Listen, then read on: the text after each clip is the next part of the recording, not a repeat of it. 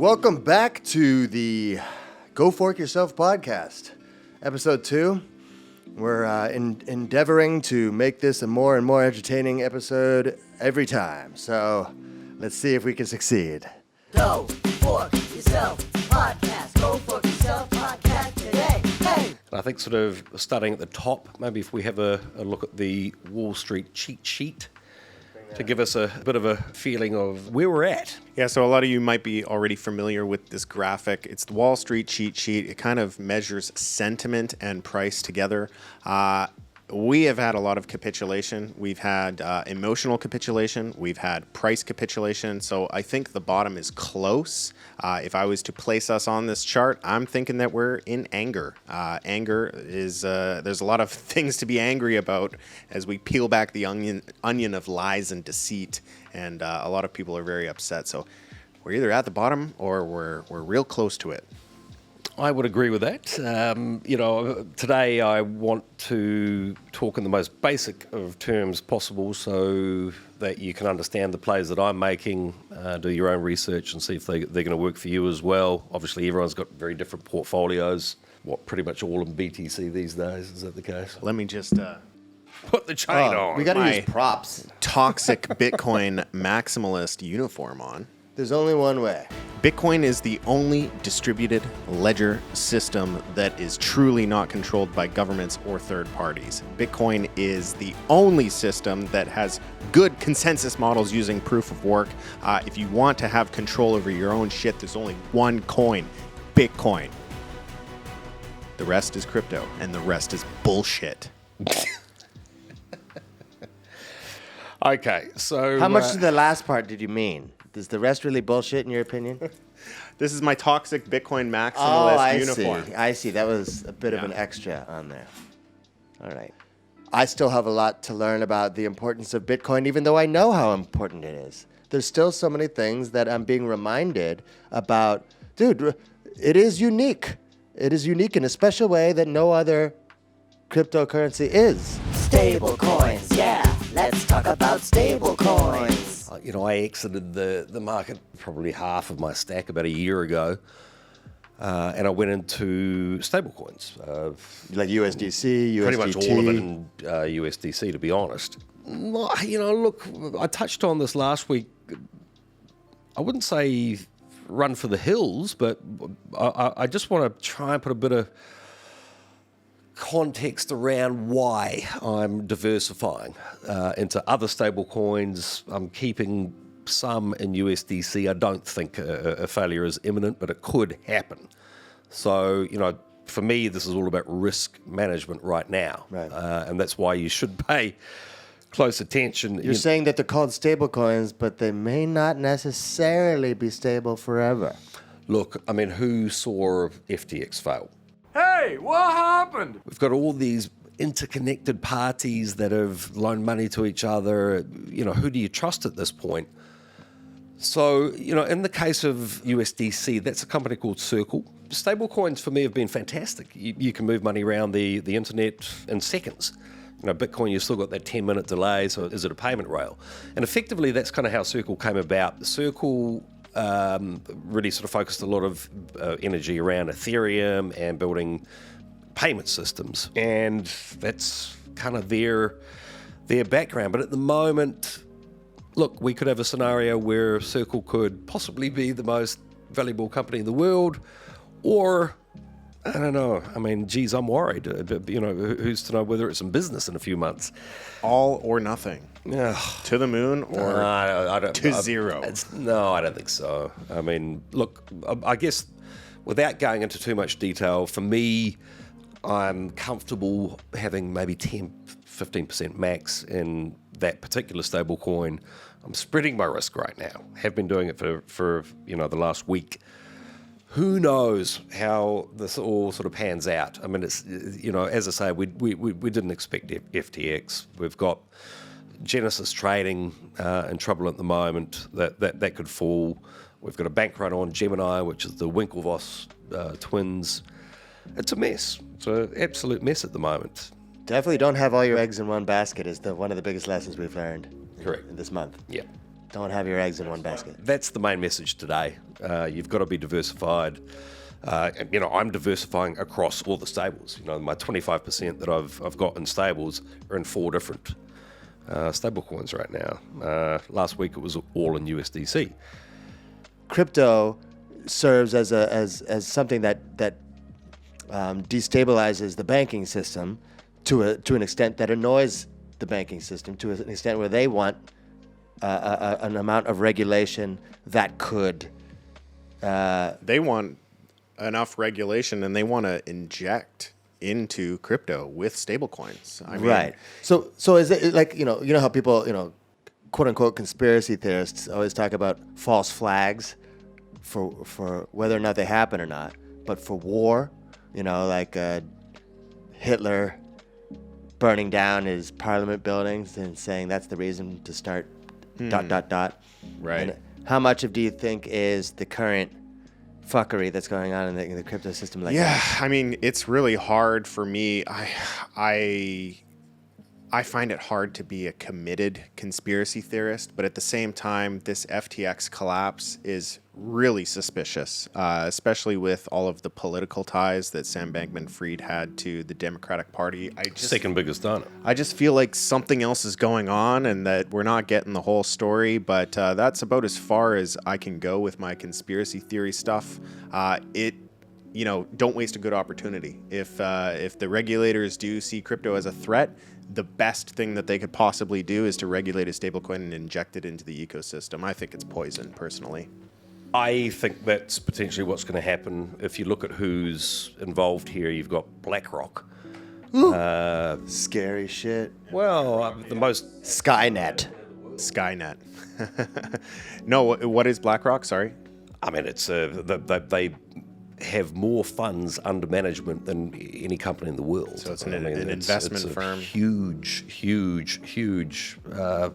investment bank, effectively. That runs Aladdin. Yeah. The AI trading robot that does the majority of trades on this planet and is doing everything faster than any human could. And it's literally the most scary version of Skynet you could ever imagine.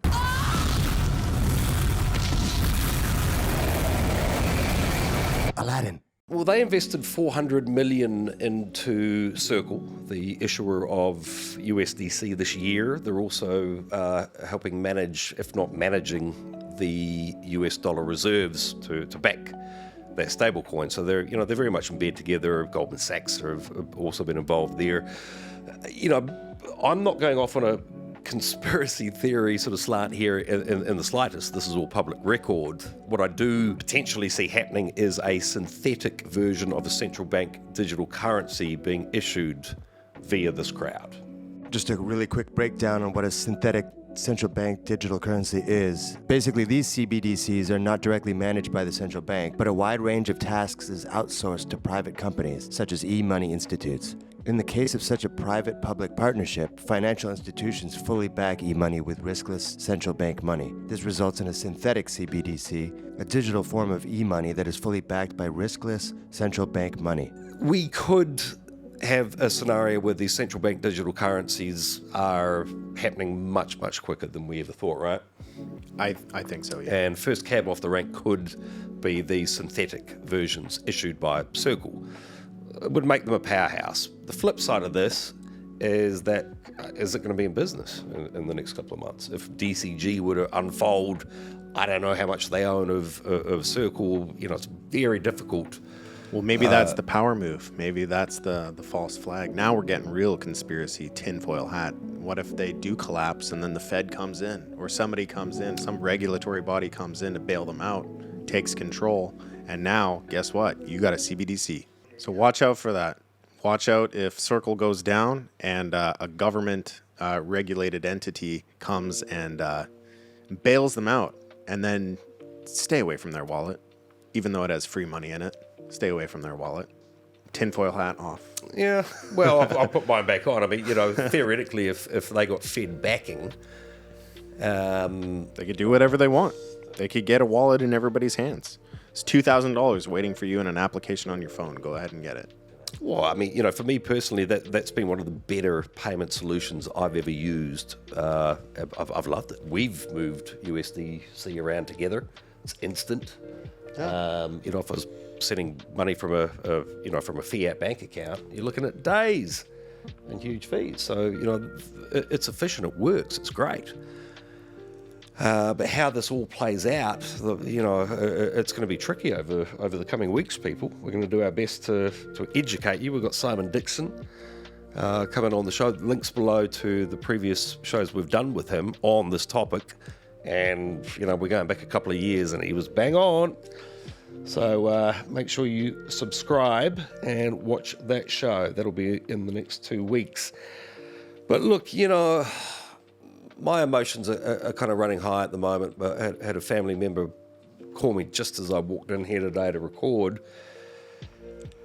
asking, how do I get into FTX? I got a tricky conversation there to say no, that money's gone. The guy who's lost it here he is, pictured today on a balcony in the Bahamas. This whole thing stinks to very high heaven. Yeah. And closing. I think what we're seeing right now is the final capitulation. For me, there's so many fascinating things happening in the space around privacy, around stable coins, around geopolitical movements of just epic scale. So we're talking about an industry that's not even $1 trillion anymore. But my God, watch that change. This is the most fascinating space to be involved in. I'm so excited. I'm literally running on about an hour's sleep today because there's just so much going on to try and wrap our heads around. So we'll keep this short today. But look, for me in closing, don't get disillusioned by this space. Understand the good things that are happening, how to protect what you've currently got. If you've got any questions, put them below. I will reply to all of them myself. And so will the guys, where we can all help individually. This is fascinating. It's going to get more fascinating, believe me. I'm excited to be back making this content for you guys. We're here to help.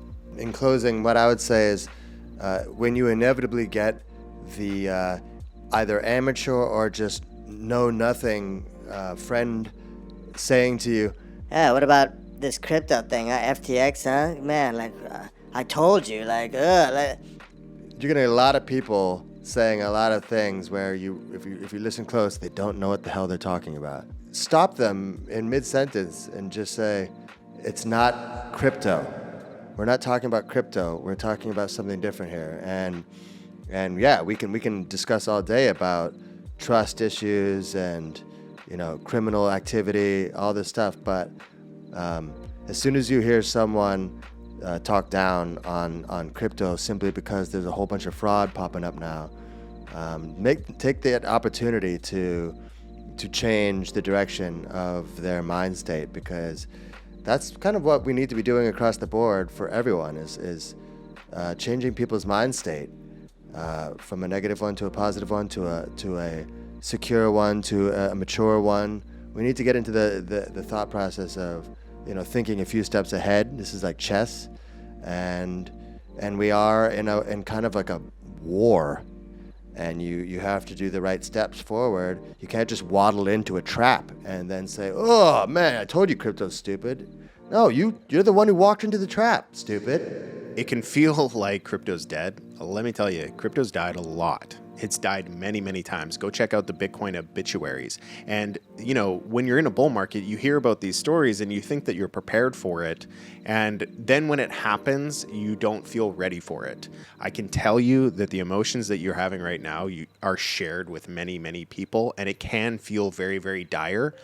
I can also say with every fiber of my being that there is not a single shred of me that thinks that blockchain technology and the appropriate use of blockchain technology will end up on top.